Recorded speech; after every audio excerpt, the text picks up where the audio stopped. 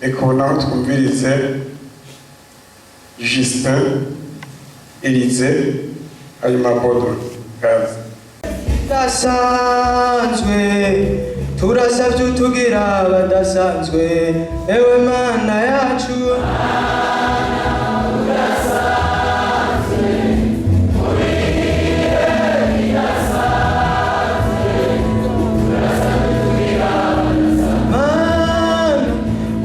udasanzwe muri iki gihe kidasanzwe turasavye utugira badasanzwe ewe mana yacu muri iki gihe kidasanzwe turasavye utugira badasanzwe. Yesu ashimwe. Tuduze amaboko yanyu turamukanye mu izina rya Yesu. Murabe mu Banyefeso igice cya 2 ku murongo w'icumi. Mubangutse. Utangura kwashika cha soma igice cya 2 murongo w'icumi. Banyefeso igice cya 2 murongo w'icumi.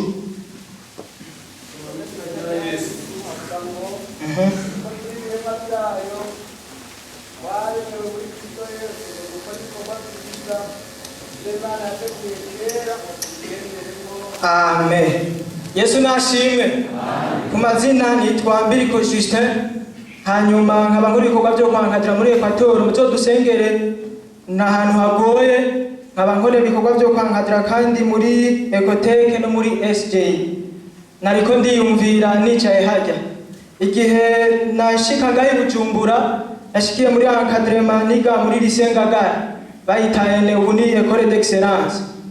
Encadrement tuyishitsemwo batwigisha bati nimwige ijana mumenye ijana kwijana hanyuma mukizwe ijana kwijana batugira bati kandi ntimugendere mu bintu bya copinage ibyo bintu turabyakira baratubwira bati kandi mwame musoma ijambo ry'Imana niburi ibice bingahe ku munsi musenge umwanya ungana gute ku munsi turabishishikara bitubera byiza.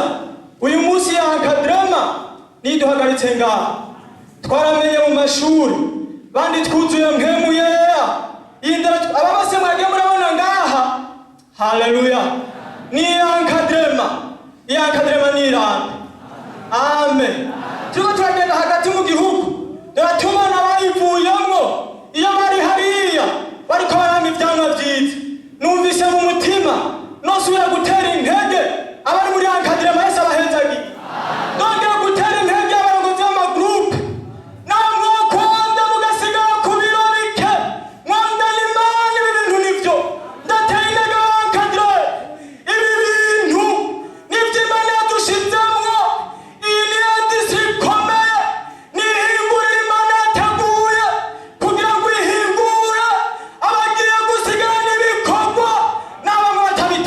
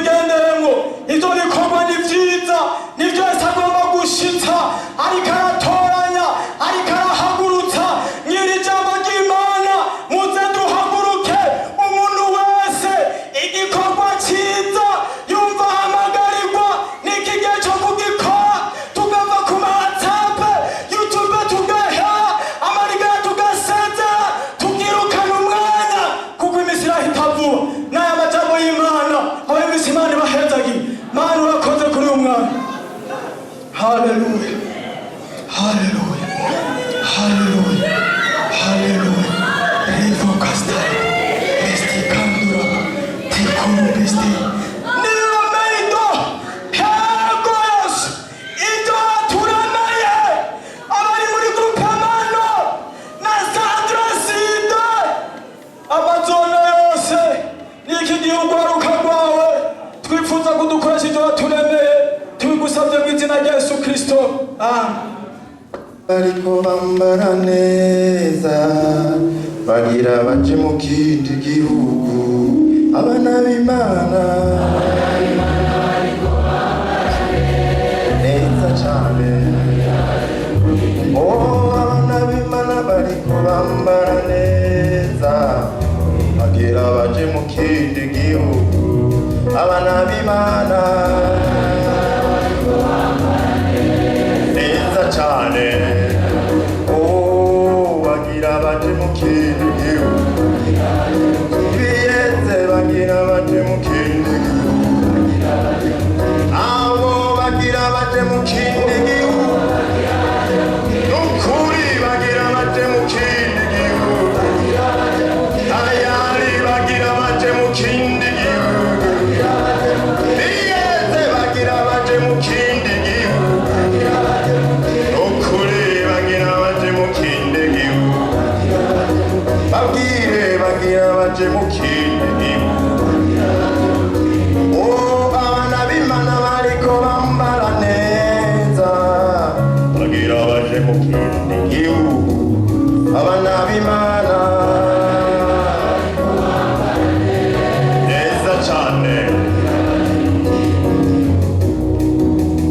hari uvyumva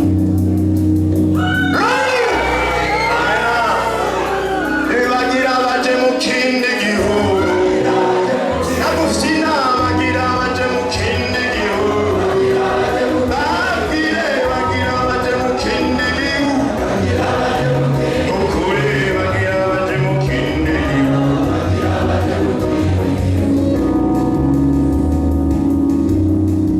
amen Pawulo yavuze ati ngo ndakibona Yesu abahezagiye Élysée, Limiere, Université du Lac Tanganyika, niho nankadra aba icayete ca kabiri Pawulo yandikiye Timoteyo tunyarutse bagira baje mu kindi gihugu uri bagira baje mu kindi gihugu igihe nakizwa amen igihe nakizwa ndondera ico gihugu kukirata ni skandale biragahera mu izina ryande bagira baje mu kindi gihugu biyeze bagira baje mu kindi gihugu nukuri bagira baje mu kindi gihugu twazananye na mwarimu hajya amen twariko turaganira ambwira ati kugira ntumve mu rugendo hari ibintu utegerezwa yakibiri hari ibintu utegerezwa guhagarara ko mu gakiza utegereza kuba ufise destine siko utegereza kuba ufise igihugu uri kuraviza ndababwira utaviza ijuru cugwa mbega nibyo namukunze cyane Timoteyo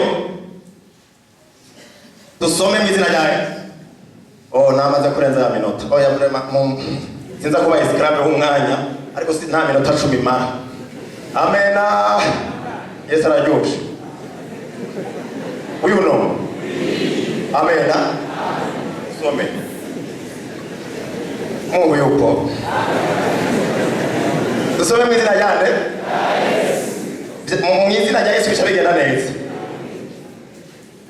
nivyo dusome igice ca kabiri Pawulo yandikiye Timoteyo igice ca kangahe igice tugome duhere mu gice ca mbere kane ku murongo wa 12 tunyaruse kane ku murongo wa 12 uko Timoteyo akwiye kubiki akarorero ku murongo wa 12 havuga ngo ni akagire ukugayira iki ariko bere abizera icitegerezo mu byuvuga no muki no mu ngeso zawe Imana bahezagire uwo yari Pawulo ariko arabwira Timoteyo, ariko hari ukuntu Pawulo yari azi Timoteyo. Tuharabe igice ca Timoteyo, igice ca kabiri Pawulo yandikiye Timoteyo, igice ca mbere ku murongo wa 4. Tunyaruse. Nibuka amosozi, nivyo abo turi kumwe, nivyo nibuka amosozi yawe ngakumbura kukubona ngo nuzure umunezero, kuko nibutse ukwizera kutari kubujyajya kuri muri wewe. Nibutse ukwizera kutari kubujyajya kuri muri wewe kwabanje kuba muri nyogokuru inde Loisi no muri nyoko Eunike, kandi ndazi nakekeranya yuko kuri muri wewe nawe. Amena. N'aya majambo y'Imana nagomba kudusangira muri uyu mwanya baduhaye. Nibaza ko maze kugira inyota ko nk'iminota 4 ntaco ntaza ariko ndaraba. Yesu abahezagira. Timoteyo, Paulo abwira Timoteyo ati ntihakagire ukugayira iki ubusore bwawe mu byo uvuga no mu ngeso zawe. Ngire nje kuri aka kantu no mu ngeso zawe ntagire ukugayira ubusore bwawe. Imana nibahezagira. Paulo yibuka Timoteyo. Yesu ashimwe. Paulo yibutse Timoteyo ikintu yamwibukiye ko nico namye niyumviye. Yibutse Timoteyo kumbure yariko arasenga, siko? Yibuka Timoteyo ariko arasenga, yibuka ibyoso. Amena. Mbega amosozi ni meza. Yibuka amosozi yava muri Timoteyo ariko arasenga. Yesu ashimwe. Hari sinzi ko nawe birashikira. Ndababwire nabaye muri Pentecote kuva nkiri muto. Mugabo atamosozi nzi. Narakonza amosozi abarundi bavuga ati ngo amosozi y'umugabo atemba aja hehe. Oya hari igihe asohoka. Mbega nivyo ndababwire par experience nasanze aya mosozi niko ndasoma. Paulo yibutse Timoteyo amwibuka mwamosozi. Amena. Mbega araryoshe. Amwibuka afashe Imana. Harimo abantu bafata Imana ngira ngo murabizi bakayifata pe, siko? Amena. Umaze kuyifata ikigutwara n'ahantu ukaza wumva ibintu biriko biraza. Mbega nivyo ukaza wumva uri kurarira. Ivyo ntibibaho. Irakagirana. Paulo yibuka Timoteyo, yibuka amosozi yiwe, yibuka ingene akorera Imana ari aplike mu gikorwa, siko? Yibuka ingene ahagaze neza mu gakiza. Mugabo hatuna iyindi faze. Yibuka kakiri umusore aca amubwira ati Timoteyo ntihakagire ukugayira iki umuri umugabo mu gakiza ntibagukengere. Nabwiye bene data nkiri muri kaminuza Septembre 2008 twara ahantu navuze ni hakonga, siko? Hakonkengera unkengerera agakiza kanje wopfa umunyankira agakiza kanje wiuno. Murabitahura? Yesu yadufashe atuzuhagarare neza Timoteyo. Ati ndabizi urugendo turiko turaja mu ijuru hari imitego myinshi, mugabo muri iyo mitego uhagarare neza udushinga intara. Amena. Amwipfuriza guhagarara neza mu gakiza, sirita mu ngeso. Yesu nabahezagira. Harimo abantu umenga ivy'agakiza ubumenga barabitituye. Ndakubwire nturindire gukizwa neza ngo nuko uzoba wubatse wanse gukizwa neza mu busore. Gukizwa neza mu busore bitegura gukizwa neza mu mwubatsi. Je pare nariko ndabiverifya ndiko ndagira enquête mu personnellement mu buryo bw'impemu. Ndasanga harimo abantu turi kumwe bitwa bitirirwa izina rya Kristo, ariko uzawumva ngo ari umupapa ngo yatenda umwana w'abandi ayitirirwa izina ryande ntahandi byononekariye. Ntiyahagaze neza baramukengera akiri umusore ukatumenya n'ibisanzwe. Dukizwe neza. Yesu ashimwe. Jewe namye niyumvira ndakeneye kuja ku mpanda bantwaye bavuze bati uyu ari umugabo mu buryo bw'impemu. Nindavyifuza. Amena. Ndababwiye Satani afise umujinya ntagomba ko twinjira igihugu, ariko tuzocinjira mu izina ryande ya Yesu. Hagarara neza. Uwo muntu arakwandikira message ubona ko ari message iri tendance, siko? Ukatubona message ibiteye isoni ukacumenga sapase ina persi ukacumenga nta cyabaye. Ndakubwire namye nibuka ndakumbuye kubona abasore bahagaze neza nka Yosefu. Yosefu yarahagaze neza je mu gihe cyo yaraneze. Urumva yaragiye kwa Potifari, muka Potifari yuzura ubushakanye. Hano ababwire ubushakanye agera bukuzuye, hari n'igihe wuzura ubushakanye bwotwara n'imoto, sivyo?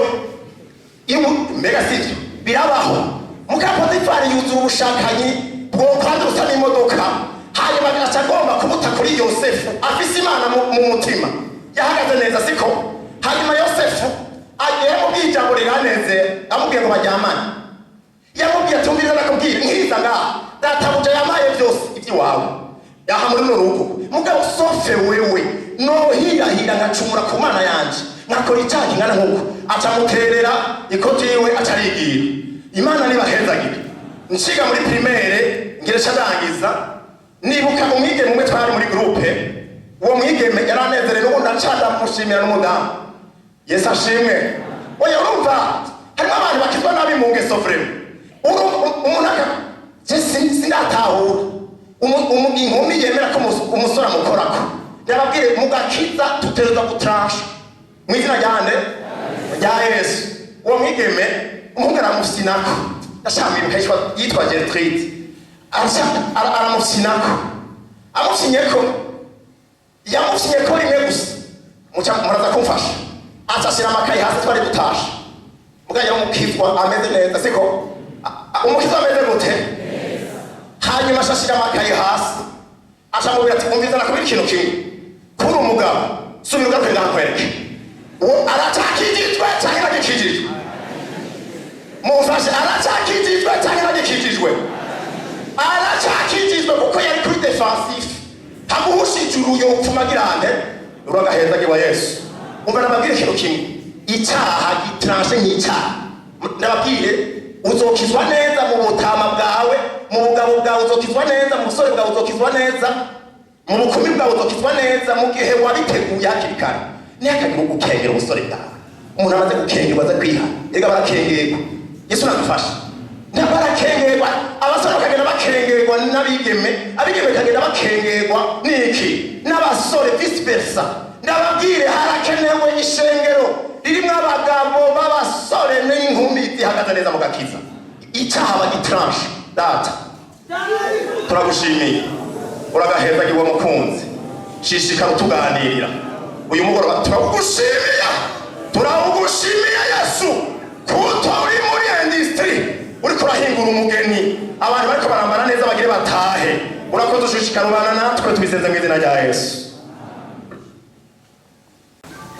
Twegamiye umugabo akomeye, uwo dutsinze Yesu yaramutsinze, kuturaba Yesu turyamanye intsinzi.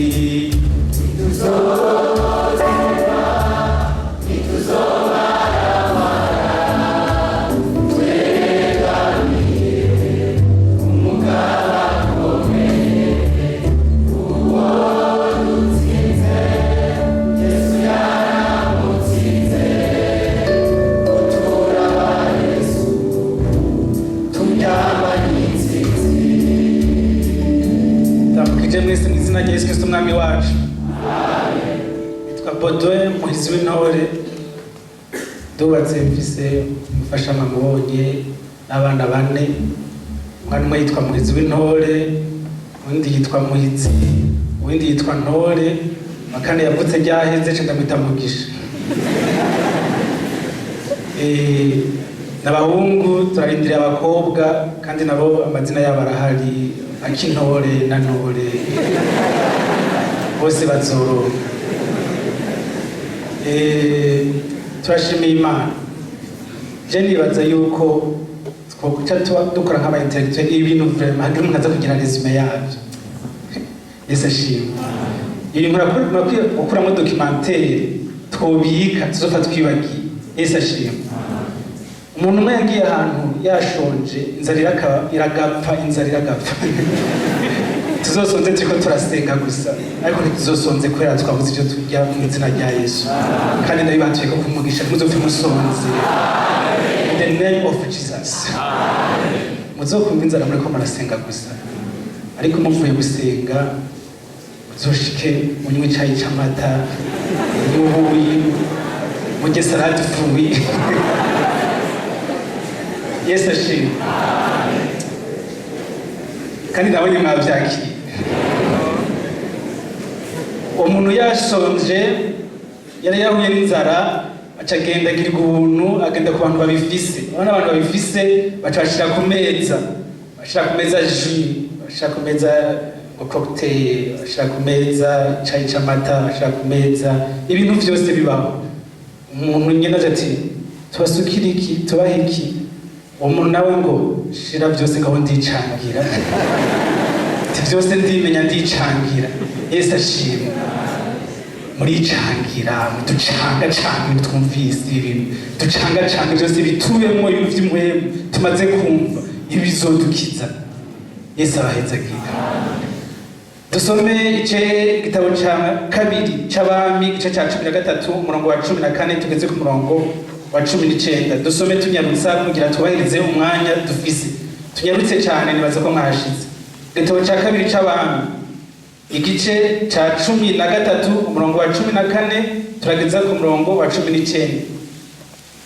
nibaza ko mwashitse dusome urupfu rwa Elisa Yehowasi akiriho Elisa afatwa n'indwara ariyo nyene yamwishe Yehowasi umwami w'Abisirayeli aramanuka aja kuraba uko ameze amuririra hejuru ati yewe gadata we wabereye Abisirayeli bikogote n'abagendera ku mafarasi Elisa aramubarira atabarira umuheto n'imyami nuko aravyabira Elisa abarira uwo mwami w'Abisirayeli ati fora nuko arafora Elisa ashira intoke ziwe ku mwami araheza aravuga tugurira idirisha ryerekeye iburasirazuba araryugurura maze Elisa aramubarira ati rasa nuko ararasa Elisa aravuga ati n'umwami w'uhoraho w'intsinzi niwe mwami wo kunesha Siriya kuko ari wewe uzogwanira n'Abisirayeli muri Afurika gushitsa aho uzobaherengeteza maze atabira imyami nuko uwo mwami w'Abisirayeli arayabira Elisa aramubarira ati yikubite hasi ayikubita hasi gatatu araheza agezaho umuntu w'Imana aramuragira aramubarira ati yo wari ukubise hasi gatanu cyangwa gatandatu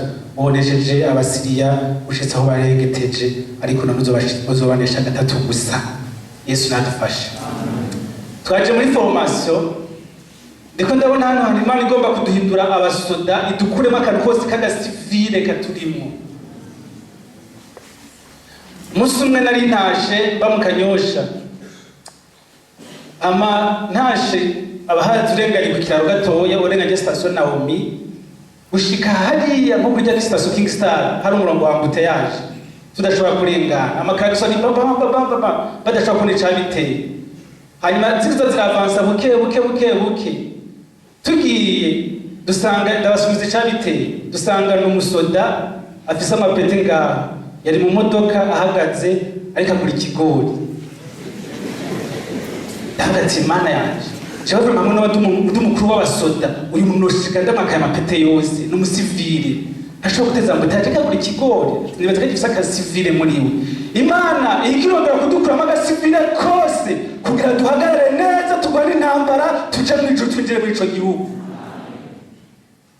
Elisa yaragwaye uyu mwami Yehowasi acaza kumusuhuza agiye kumusuhuza uko byari bisanzwe ako kanya acavuga amajambo sinzi abantu boba bahishuriwe gatoya muri twebwe muri rikoraniro aya majambo yaciye ashika avuga sinzi ko ari umuntu muri mwebwe yo yahishuriwe mu kintu nta muntu yahishuriwe mu kintu ngaho hantu aya majambo yasize avuga ngo yewe gadata we nta muntu yumvise mu kintu ngaho mwishengero ndumva nta muntu yahishuriwe mu kintu kandi asanga ariho nambwire uhazara vuga twumva isengesho yasenze kumwe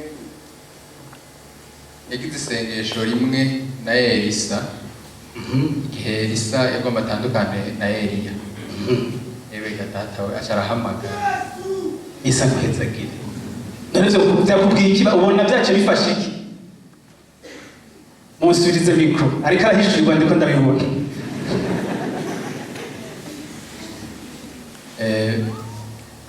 ahejeje gusenga iryo sengesho yabaye umunebwe ntiyashoboye gushika ku ntumbero y'icyo Imana yagomba mu mutima w'Imana hari ibindi ariko ntiyashobora gushikira naho yasenze kumwe na Elisa. Yesu aguhezagire nturi kure. Iri sengesho ajije kurisenga egome Elisa yaciye aronka imigabane ibiri y'impwemu yari kurinde kuri Eliya. Murazi byo Elisa yakoze ko yarafise imigabane y'impwemu zibiri.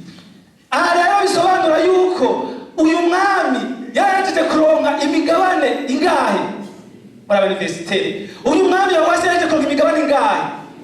Oya nukuri bazobaho gusa imigabane ibiri. Imigabane ibiri yayironse ni Elisa yayironse igihe yaganira na Eliya agiye. None umva yaronse imigabane ingahe? Ine. Bazamurumva hakiri kare ntimuzoze muradubura. Yaronse imigabane ine. Kandi Elisa arabishurirwa ati uyu mwami yabonye ko dufise miso idasanzwe yo kunesha Abasiriya, ati nico gituma yamenye kode dukoresha. Iyi kode narayikoresheje kuri Eliya irafata. Ati nico gituma yabishuriwe, iyi kode yarayikoresheje kandi byafashe. Yesu ashimwe. Acagomba kuverifya teka turabe ko ibintu byafashe. Acambwa tuja kusuhuza umurimo w'Imana utegezwa kubandanya. Wibaza ko mpfuye igikorwa c'Imana gitezwa kubandanya. Yewe Yehova sinaho jongira ngende, umurimo w'Imana utegezwa kubandanya. Bene data uko bariko igikorwa c'Imana dutegezwa kukibandanya kandi turi mu bushobozi bw'Imana. Acambwa teka dukora ikintu rero. Yesu ashimwe. Aturabona idirisha ati ndaribona. Ati tura imyami arayitora. Atugurura idirisha arugurura. Aramubwira ati tora umuheto aratora. Aramubwira ati fora arafora. Aramubwira ati rasa arabanza arabona sibre neza y'ahantu arasa. Arakubita aratera gema. Ati ndabibonye byafashe. Haleluya. Arasubira ati subira. Arasubira fora. Arasubira araresa ati ndabonye byafashe ataragemye. Arumwe ndatavuze ibintu byo kututeza kugema. Tuteza kugema. Ati byafashe ibintu. Yesu ashimwe. Ibintu bitegerezo gufata, ibintu bitegerezo kugira impact. Toje dutaha tukagenda hamwe tutora sa tukagema twovuma twika kuzurira ngaha. Tukabona ibintu vyononekara, isi yononekara, ibyaha vyononekara, dufise imyami mugabo tutariko turafora. Ndabwira ibanga rimwe kandi ngira ndangize. Elisa aramubwira ati ndabona urahejeje kurasa nivyo. Aca mubwira rero ati kora ikindi kintu kubita hasi yo myambi yawe. Cafata ati rimwe kabiri gatatu acageza ngaho. Hano twanesherijwe, hano twatsindiwe. Cyo gituma mubona ibintu bimeze gutya mu ishingiro. Twanesherijwe ngaha. Turaririmba ati jewe kera ati ndabizi waranesheje wa mukobwa agira gutsitaze cagiye waramunesheje. Waranesheje za ntambara cazagiye warazinesheje. Waranesheje na bya bindi kuri sogondere warabinesheje. Waranesheje bya bindi byo muri 2001 warabinesheje. Waranesheje bya bindi byo muri 1908 warabinesheje. Ariko ikintu gikomeye ufite itangazo ryo kuvuga. Mute dusubire dukarishe ibigwanishwa. Dusubire dukarishe ibigwanishwa. Bene data dusubire dukarishe ibigwanishwa. Abasiriya bariko bagira nabo abantu b'Imana natwe turi ngaho. Abasiriya bariko bagira n'abishengero natwe turi ngaho. Abasiriya bariko bica abantu natwe turi ngaho. Ariko byatunaniye gufora no kurasa. Tuguma tuvuga ngo kera ngo jewe nararasa. Tuguma tuti kera narasenga. Dutegerezwa gusenga, dutegerezwa kuhombera no force, dutegerezwa kuhombera amasengesho, dutegerezwa kuhombera ibyo twabwiwe, dutegerezwa kuhombera ibiri muri twebwe kugira dushobore kunesha Abasiriya. Yesu abahezagira. Irindi banga. Mwe muyera ari kumwe natwe. Azovuga ati mwe gusa ni murase. Azoshira ibiganza byo kuri twebwe. Nazoduhemukira, ntazoduta. Arashaka gusa ko dukora igikorwa cyo kurasa, hama tukavomera, mwe azoshira intoke kuri twebwe. Tukeme simple, turabe simple. Tugati ndabona uzohamagara mwana data w'umusoda muri wati, mwana data ngo hano, ndabonye simple, ndabonye umusiriya, ariko agira nabi, hariya muri campus turimo. Ati ngo tugenda tuje kugema, muzogenda mugende. hano muvuyeyo muca mugenda ati mana titwagemye ariko suriho nuvera amasengesho yacu suriho nuvera ijambo suriho nuvera ukwizera kugira nukuri abantu baguye kubera ngaho ntimubwire n'ibindi bari bakikijwe bari buzuye umuriro nk'uko kwiwanyu bari buzuye umuriro murabazi mwararirimbanye mwarasenganye bari buzuye umuriro ariko ikintu batakanije bavuze ati twaragemye mugara bibagira gukanisha bibagira kurasa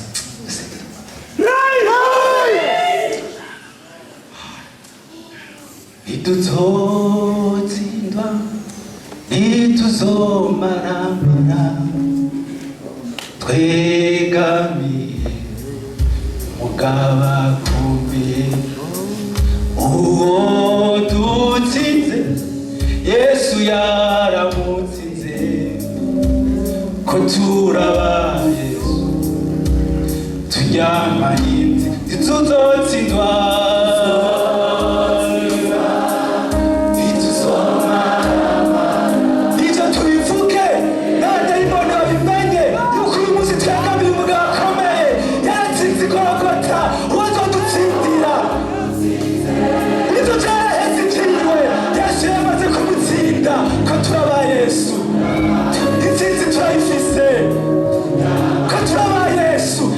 turayifise mana ntituzotsinda mana ntituzonanirwe ntituzonanirwe ku kanyuma